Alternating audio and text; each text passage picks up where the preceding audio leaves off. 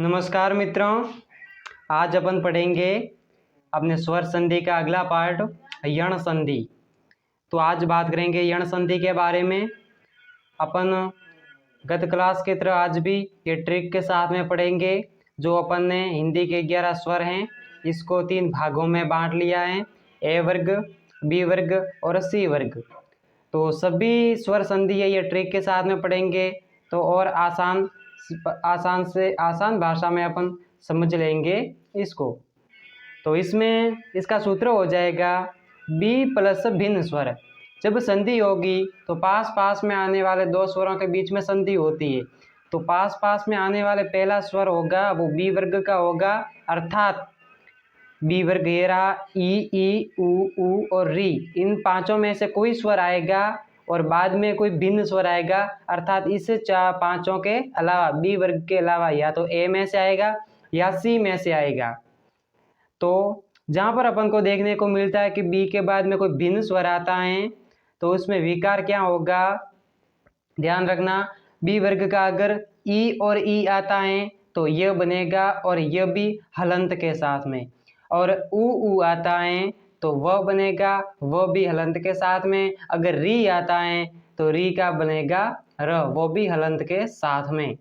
ये इसका विकार होगा जो अपन को संधि के करते, दोनों स्वरों के बीच में अपन संधि करते हैं तब ये नया विकार आता है, इसी को अपन संधि कहते हैं और ये नए विकार होते हैं।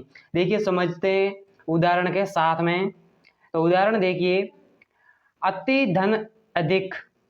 अब इसको अपन इसकी संधि करने की सबसे आसान ट्रिक यही है, सबसे सरल तरीका यही है कि आप इनमें से स्वर निकाल दो। तो ये स्वर आ गया बाहर, छोटा ई, और ये आ गया ओ। अपन को इसका नामकरण करना है कि किस वर्ग का है, तो ये बी वर्ग का है और ये ए वर्ग का, अर्थात भिन्न स्वर। तो बी प्लस भिन्न स्वर होती वहां यण संधि होती है।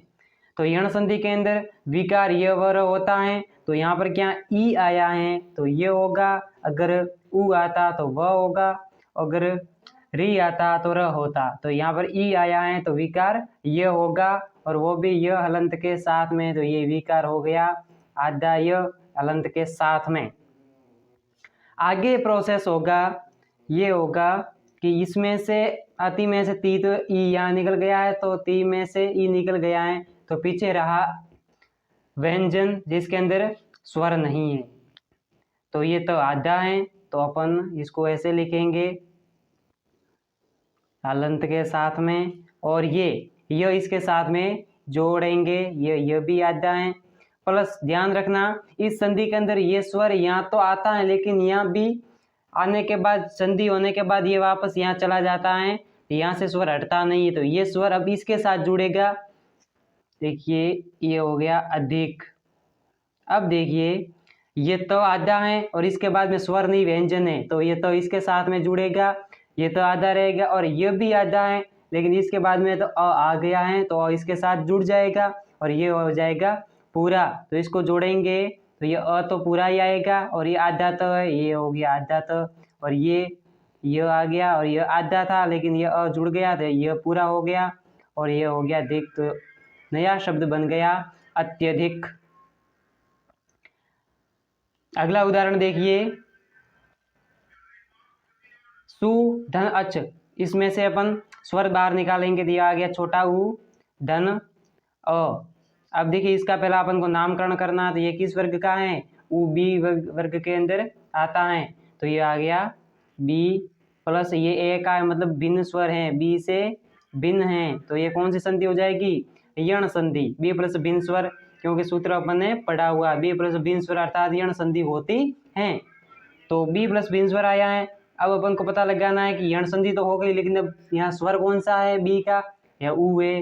तो ऊ आता है तो आधा वह बनेगा, अगर ई आता तो आधा यह बनता, और री आता तो आधा र बनता, आधा वह बन गया। अब देखिए इस सऊ में से ऊ निकल गया है तो पीछे शेष रहा स हलंत के साथ में, और नया विकार आ गया व हलंत के साथ में, और ये अच। अब देखिए अब ये कैसे जुड़ेगा, ये स आधा है, इसके बाद में स्वर नहीं व्यंजन है, तो ये हो जाएगा आधा स और ये आ गया व।